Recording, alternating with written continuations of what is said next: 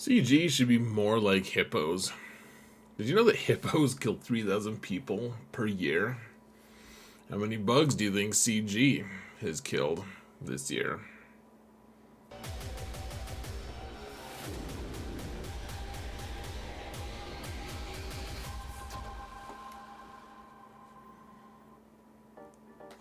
Hello everyone, and welcome to another episode of Xerath Prevails. Let's talk about 5 characters everyone should be working on, or at least be thinking about working on, because these are things that are relevant to our current situation, to our current times, and everything.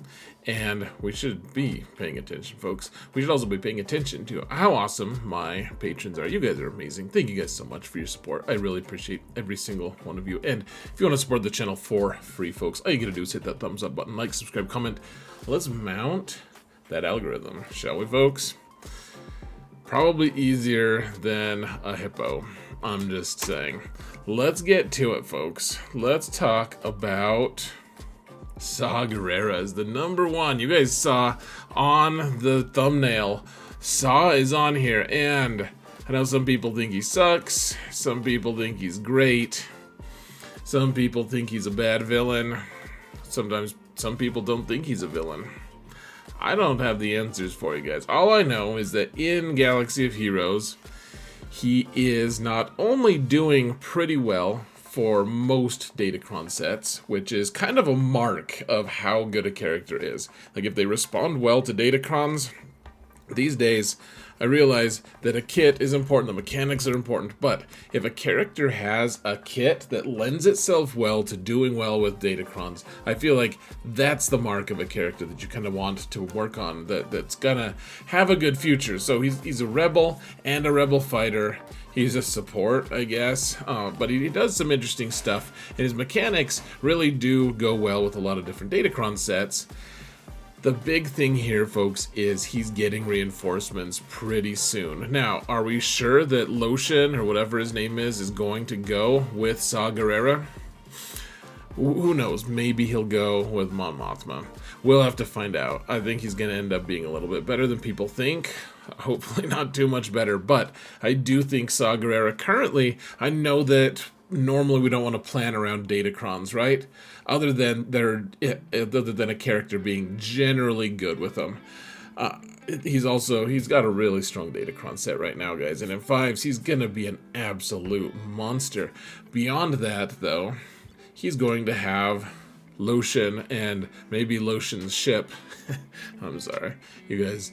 I feel bad for people who have to listen to me, but he's pretty good, guys. He's a big investment. He's also accelerated farming now. He's a requirement character for Jedi Cal, so he's a character that you want to work on.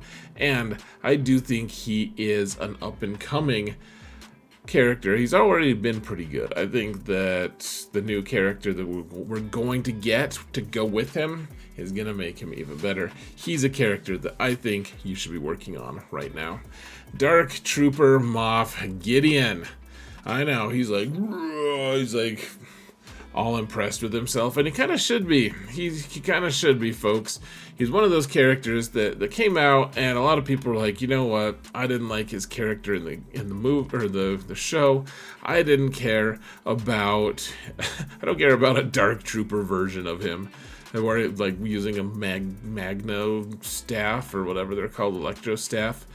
And I get it, man. I don't care. And people don't care about the faction. Like, it's kind of a skip it if you want faction in some ways, and I get that too. They're not really required for anything right now. They have like a mission, a combat mission in Rise of the Empire, and that's about it currently, at least. Who knows what they're going to be used for later? But this guy is.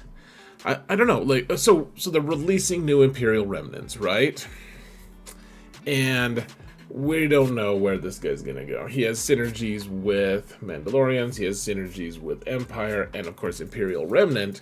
All the new stuff, all the new Imperial Remnant stuff may end up going through him. He may end up being the lead. I think that would be a little lame if he was the lead, frankly, but it seems to me that his stock is rising right now, because either he's still in command of a pretty awesome team that does some cool stuff in 5s and 3s. It's very flexible. It's very strong. It does some good stuff. He's a crazy strong tank, by the way, folks. If you don't want to work on his team, you can just throw him with Lord Vader and make him a crazy strong tank with him or other Empire characters. He's a very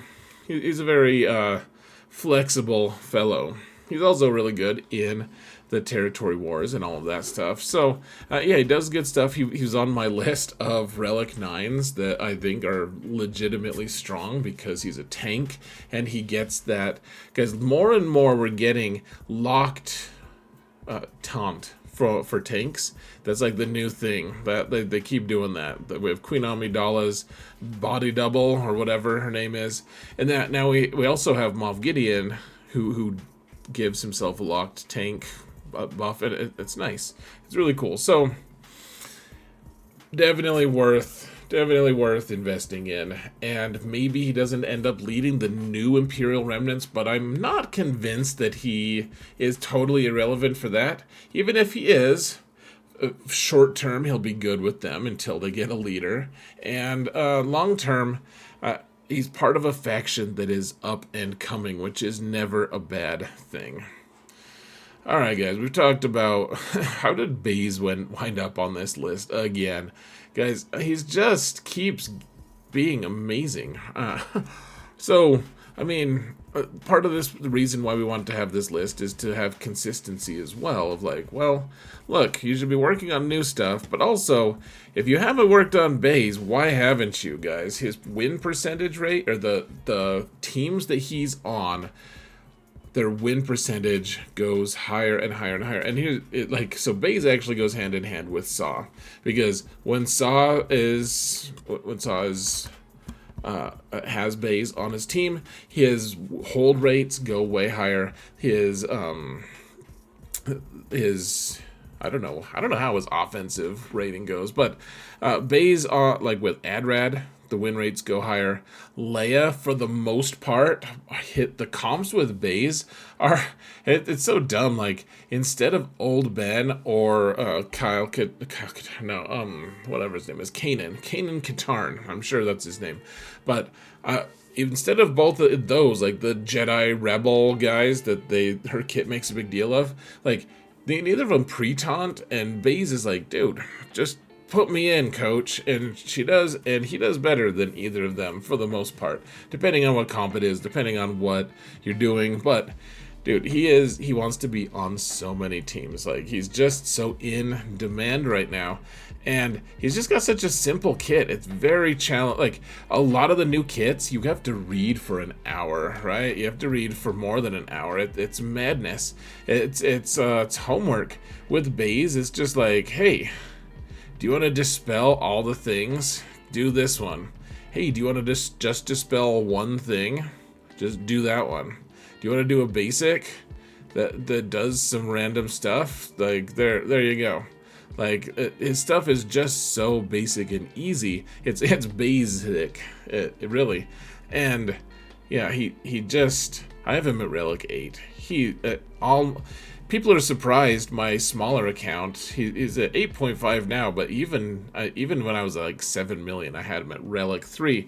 He's a really good character, folks, and gosh, he's such a good candidate for Relic 9. Honestly, I keep thinking, man, if only I didn't have to upgrade like 20 raid characters and all the new GL Ahsoka requirements, I would totally put Relic 9 on him.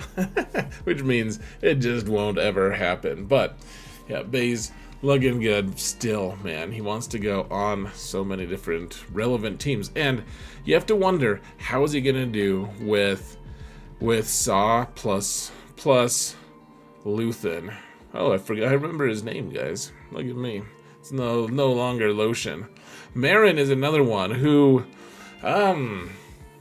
alright, guys. So Night Sisters, I wonder if... So the Night Sisters, I think their best days are ahead of them. First off, I'll say that.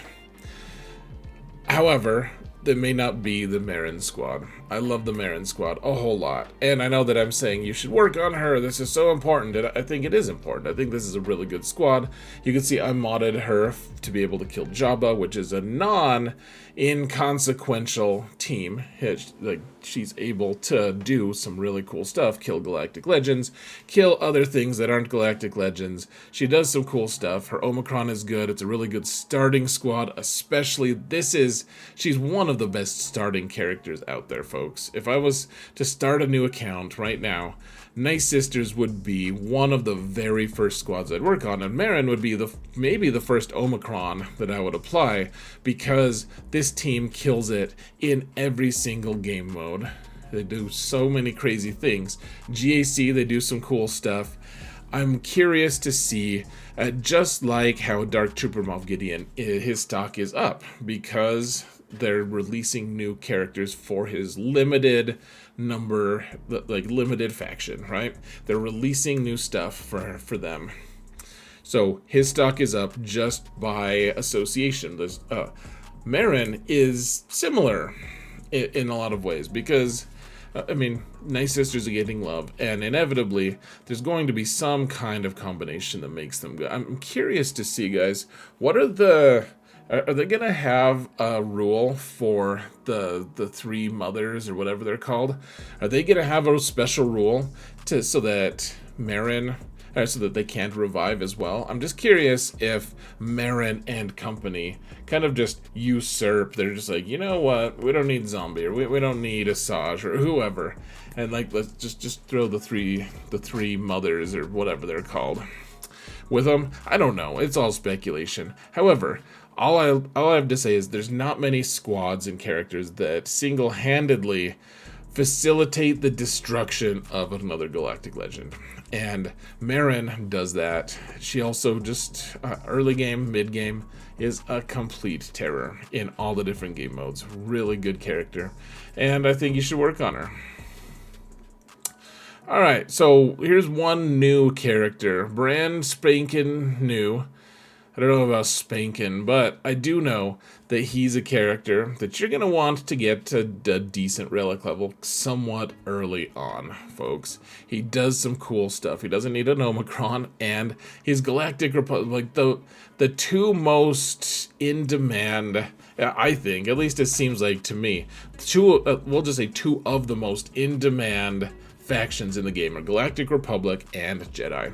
Both amazing factions to be, and Galactic Republic, I just keep running out of Jedi to go, Galactic Republic Jedi to go on different teams, because they're so specific. They're very snobbish. They're like, you know what, lots of Jedi here, that's great, but you know what would make this even better is if they were Galactic Republic.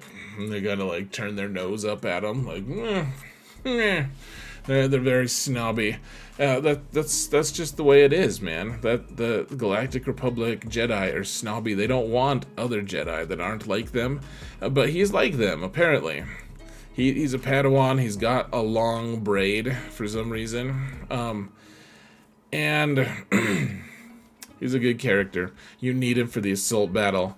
For the assault, the recurring thing that you'll eventually forget to be grateful for. But at Relic 9, he gets you right now. He helps you on the raid. He is a very farmable character. Yes, he is. Yes, no, he is not accelerated. However, he's on a node that lets you farm him right away and still farm him pretty dang quickly. And he's good. Even if you don't have Queen Amidala, he's good on like a Qui-Gon Jinn team, because a lot of people, if you don't have Queen Amidala, the chances are maybe you don't have Ki-Adi-Mundi either. He would work pretty well as another character there, and eventually Qui-Gon would also work on that team as well if you wanted to work on him. And meanwhile, you killing things in the raid is going to be really good as well. He's going to be good in multiple game modes, folks. And if you want to be crazy and daring, you can apply his Conquest Omicron. Don't do it, folks. It's a lie. It's a trap. Don't do it. But I don't care if you do it, guys. I really don't care. What I do care about is thanking you guys for watching this video. Let me know, do you guys think there should be a different character in the top 5 that you should be working on? I realize lots of newer current things should be on the list, but I feel like these are 5 of the most relevant, important characters out there right now that you can be working on actively to help boost your roster. Guys, thank you so much for watching, and remember that in all things, Xerath prevails.